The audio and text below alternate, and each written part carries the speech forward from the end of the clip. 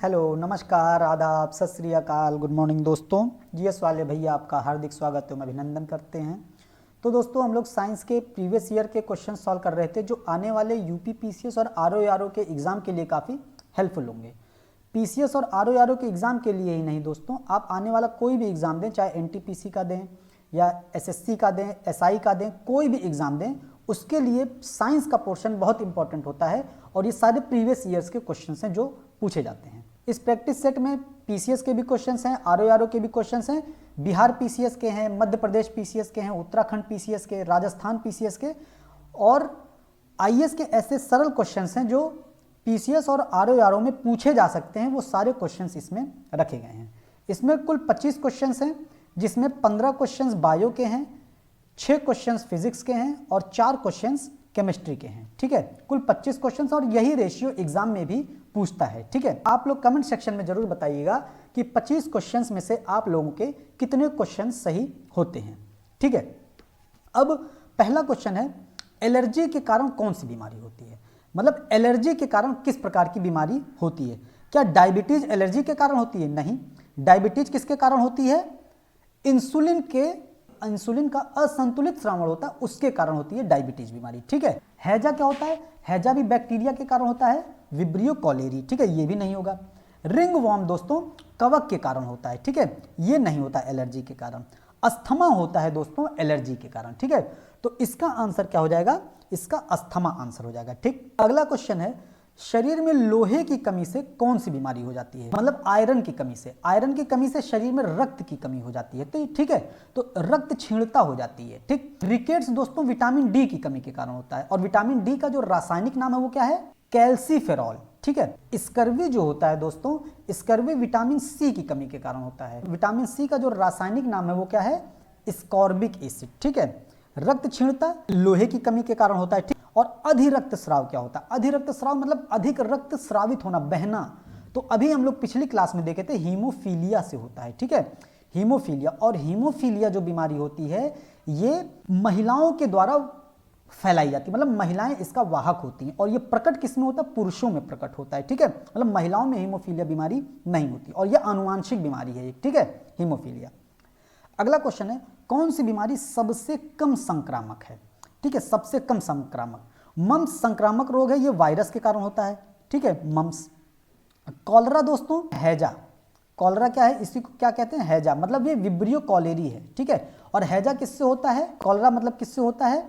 प्रदूषित भोजन, प्रदूषित जल के ग्रहण करने से होता है। ठीक है, तो ये भी एक संक्रामक बीमारी हो जाती है। ठीक है, तपेदिक टीबी, ये भी जो छींकने से, खांसने से, जो माउथ से ड्रॉपलेट्स होते हैं इनके इधर उधर फैलने से हो जाता है। ठीक है, पीलिया जो होता है सबसे कम संक्रामक बीमारी है। ठीक है, ये चीज ध्यान में रखना है। तो इसका आंसर क्या हो जाएगा?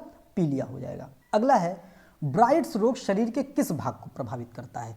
तो ब्राइट्स रोग शरीर के गुर्दे को प्रभावित करता है। ठीक है, ध्यान में रहे, गुर्दा इसका आंसर हो जाएगा। ये इसी को नेफ्राइटिस कहते हैं।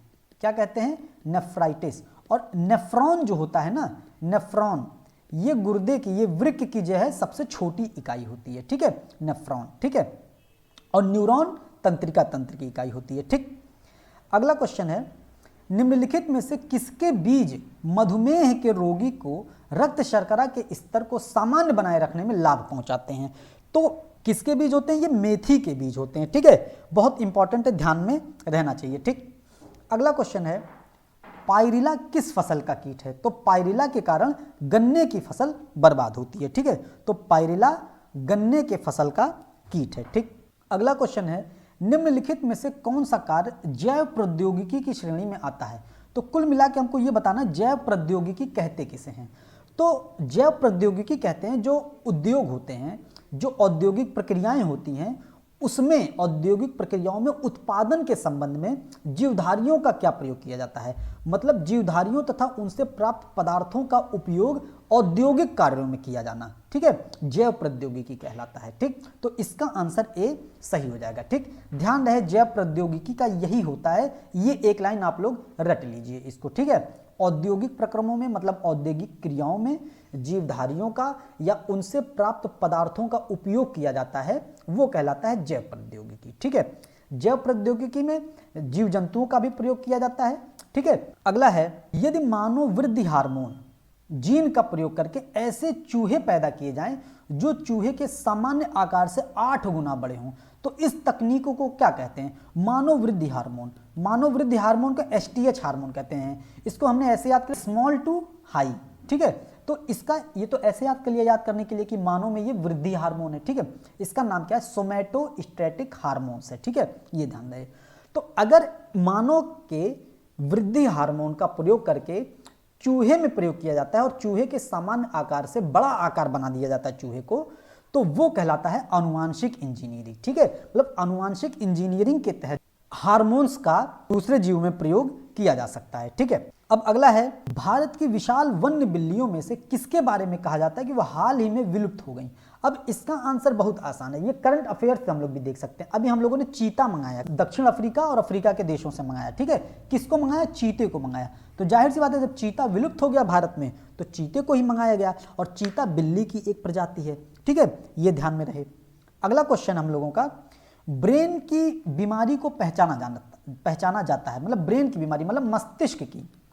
तो मस्तिष्क की बीमारी के लिए हम लोग पढ़ते हैं EEG, इलेक्ट्रोइंसेफेलोग्राफ। इसका फुल फॉर्म क्या है? इलेक्ट्रोइंसेफेलोग्राफ। एक ECG होता है, इलेक्ट्रोकार्डियोग्राफ। कार्डियो का मतलब हृदय से संबंधित आ जाता है, कार्डियोलॉजी हम लोग देखते होंगे, ठीक है। और इंसेफेलो का मतलब होता है इंसेफेलाइटिस, मतलब मस्तिष्क की बीमारी के संबंध में इलेक्ट्रॉन के माध्यम से, आवेशित कणों के माध्यम से बीमारियों का पता लगाया जाता है, ठीक है। अगला क्वेश्चन है, निम्नलिखित में से कौन सा सही सुमेलित है? तो ये बताना है सही कौन सा सुमेलित है। अब डॉक्टर कुरियन अंतरिक्ष विज्ञानी नहीं थे। डॉक्टर कुरियन हम लोग देखते हैं ना, दुग्ध क्रांति के जनक कहलाते हैं, वर्गीस कुरियन, ठीक है। तो अंतरिक्ष विज्ञानी नहीं थे ये, ठीक है। डॉक्टर मालकम आदि शेषैया, ये सहकारी आंदोलन से संबंधित नहीं थे, ये अर्थशास्त्री थे। क्या थे ये? अर्थशास्त्री थे, ठीक है। डॉक्टर अब्दुल कलाम, ये विकास अर्थशास्त्र से संबंधित नहीं थे, हम लोगों को पता होगा ये साइंटिस्ट थे भारत के, ठीक है। तो इसका आंसर क्या हो जाएगा? डी हो जाएगा। कौन सा सही सुमेलित है? डॉक्टर प्रमोद करण सेठी, ये सही सुमेलित है। जयपुरी कृत्रिम पैर के संबंध में इन्होंने रिसर्च किया, इन्होंने बनाया, ठीक है। ये सब चीजें सही है, ठीक है। तो डी ऑप्शन इसका सही हो जाएगा। अगला क्वेश्चन है, CDRI निम्न में से किस स्थान पर है? तो दोस्तों इसके दो आंसर सही हो सकते हैं एक हिसाब से। देखिए, इसका आंसर दिल्ली भी सही हो सकता है, इसका लखनऊ भी सही हो सकता है, लेकिन इसका आंसर जो दिया है UPPCS का था। ये देखिए, UPPCS 1991 में पूछा, तो इसका आंसर लखनऊ हो गया। CDRI का फुल फॉर्म क्या होता है? Central drug research institute. Central drug research institute जब आएगा तो उसका मुख्यालय लखनऊ है, ठीक है। और नई दिल्ली जब आएगा, जब इसका फुल फॉर्म होगा coalition for disaster resilient infrastructure, ठीक है। मतलब आपदा के संबंध में जब अवसंरचना निर्माण की बात आएगी तो नई दिल्ली हो जाएगा, और जब औषधि अनुसंधान के बारे में बात आएगी तब लखनऊ इसका आंसर हो जाएगा, ठीक है। यह ध्यान में रहना चाहिए। अगला क्वेश्चन है, ऊंट अपने कूबड़ का उपयोग किस काम के लिए करता है? अब हम लोगों को पता होगा ऊंट रेगिस्तान का जहाज कहलाता है, बिना पानी पिए कई दिनों तक रह सकता है, तो बहुत लोग इसका आंसर जल लगा देंगे, जल के संग्रह के लिए, लेकिन ऐसा नहीं है। वसा के संग्रहण के लिए ऊंट अपने कूबड़ का उपयोग करता है, ताकि वसा क्या होती है? वसा सोर्स ऑफ एनर्जी होती है, एनर्जी का सोर्स होता है वसा, ठीक है। तो जब कई दिनों तक ऊंट को पानी या भूख या प्यास, भोजन की कमी होती है, तो जो कूबड़ में वसा संग्रहित होता है उसी से वो एनर्जी प्राप्त करती है, ठीक है। ये ध्यान में रखना है। अगला है, वैज्ञानिक इवान पावलोव किस क्षेत्र में अपने कार्यों के लिए जाने जाते हैं? तो वैज्ञानिक इवान पावलोव दोस्तों प्रायोगिक मनोविज्ञान के संबंध में इन्होंने रिसर्च किया है, ठीक है। अगला क्वेश्चन है, निम्न में से कौन जानवर रेशे को अच्छी तरह नहीं पचा पाते हैं? मतलब रेशे को तो वैसे बहुत सारे जानवर अच्छी तरीके से नहीं पचा पाते हैं, उनमें मुख्यतः बकरी भी है, गाय भी है, हाथी भी है, लेकिन जो रेशे को अच्छी तरीके से नहीं पचा पाता है, पूर्णतः इसका आंसर सूअर हो जाएगा, ठीक है। सूअर रेशे को अच्छी तरीके से नहीं पचा पाता है, ठीक। अगला क्वेश्चन हो जाएगा, सूर्यास्त तथा सूर्योदय के समय सूर्य का लाल रंग प्रतीत होना क्या कारण है? मतलब सूर्यास्त और सूर्योदय के समय सूर्य का लाल रंग दिखाई देना, तो लाल रंग दिखाई देना अपवर्तन तो होगा नहीं, अपवर्तन के कारण वस्तु थोड़ा सा या तो ऊपर उठा हुआ होता है या तो थोड़ा सा तिरछा दिखाई देता है। संपूर्ण आंतरिक परावर्तन नहीं होता है, प्रकाश का परिक्षेपण भी नहीं होता, प्रकाश का प्रकीर्णन होता है, मतलब प्रकाश के फैलाव के कारण हमको सूर्योदय और सूर्यास्त के समय सूर्य का रंग लाल दिखाई देता है, क्योंकि जो सूर्य का रंग लाल हमको दिखाई देता है और लाल रंग का जो तरंग दैर्घ्य है सबसे ज्यादा होता है, ठीक है, तरंग दैर्घ्य सबसे ज्यादा होता है लाल रंग का, इसीलिए जो होता है लाल रंग फैलता कम है। अब जब लाल रंग फैलता कम है मतलब जो और सारे अन्य रंग हैं जैसे वायलेट हो गया, इंडिगो हो गया, ब्लू हो गया, ऑरेंज हो गया, ठीक है, ये सब डिस्पर्शन इनका ज़्यादा होता है, प्रकीर्णन इनका ज़्यादा होता है, तो फैल जाते हैं ज़्यादा, तो ये हमको दिखाई नहीं देते, इनका तरंग दैर्घ्य कम होता है और लाल रंग का तरंग दैर्घ्य सबसे अधिक होता है। इसीलिए जब सूर्योदय होता है या सूर्यास्त होता है तो हमको सूर्य का कलर लाल दिखाई देता है, क्योंकि लाल रंग का डिस्पर्शन फैलाव सबसे कम होता है, ठीक है, ये हो गया।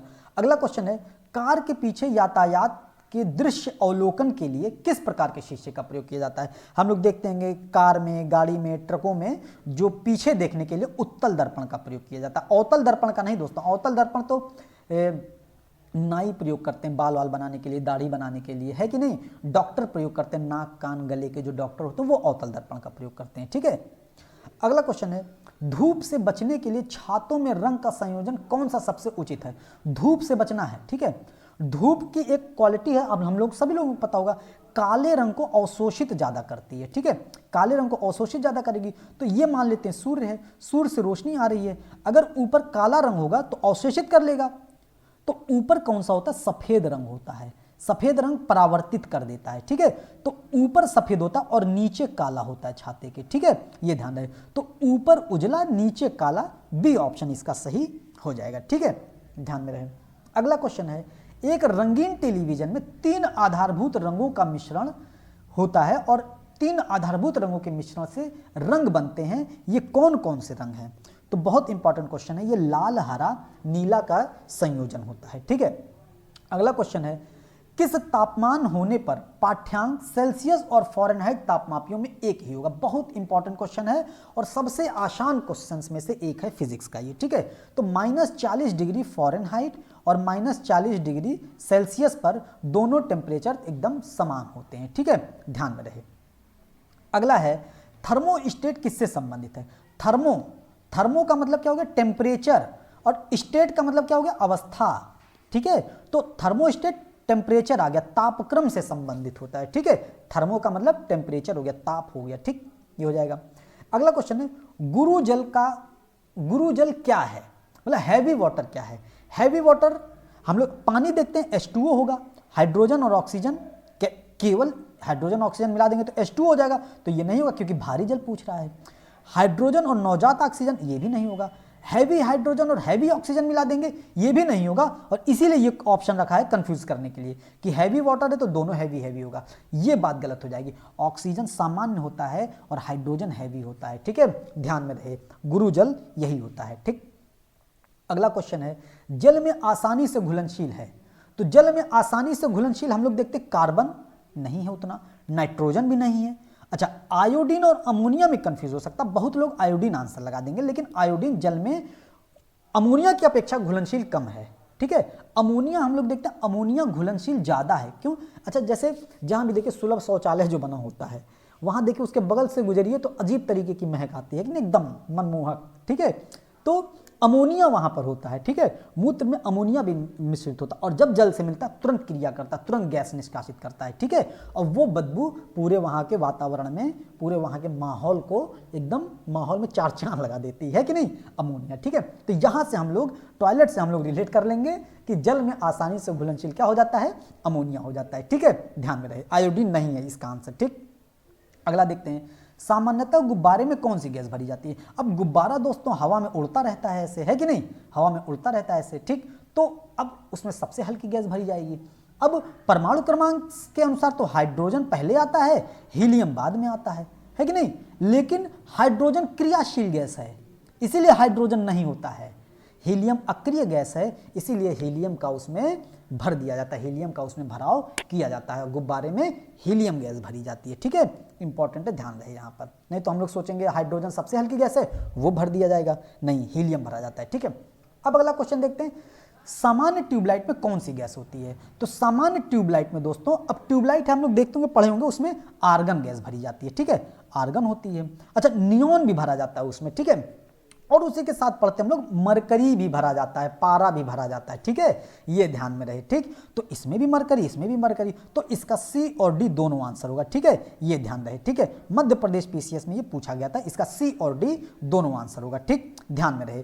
आर्गन नियॉन के साथ मरकरी भरा जाता है, ठीक है। तो दोस्तों इस तरीके से आज भी हम लोग 25 क्वेश्चन बहुत अच्छे से कंप्लीट कर लिए हैं, ये इसका आंसर है। और इन सभी का पीडीएफ हम जीएस वाले भैया टेलीग्राम ग्रुप पर भेज देते हैं। डिस्क्रिप्शन बॉक्स में लिंक दिया हुआ है, आप लोग ज्वाइन हो जाइएगा, ठीक है। दोस्तों ये सेशंस केवल यूपी पीसीएस और आरओ के लिए ही नहीं इंपॉर्टेंट है, आने वाला कोई भी एग्जाम है जो भी आप देते हो, चाहे एनटीपीसी हो, चाहे एसएससी हो, चाहे एसआई हो, दरोगा हो, किसी भी प्रकार का एग्जाम आप देते हो, उन सभी के लिए इंपॉर्टेंट है, क्योंकि साइंस का पोर्शन एक मेजर पोर्शन होता है जो हर एग्जाम के लिए इंपॉर्टेंट होता है, ठीक है।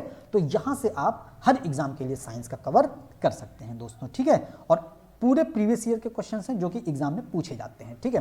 तो दोस्तों उम्मीद करते हैं सेशन आपको पसंद आया होगा, और save water save life channel को लाइक शेयर एंड सब्सक्राइब। जय हिंद, जय भारत।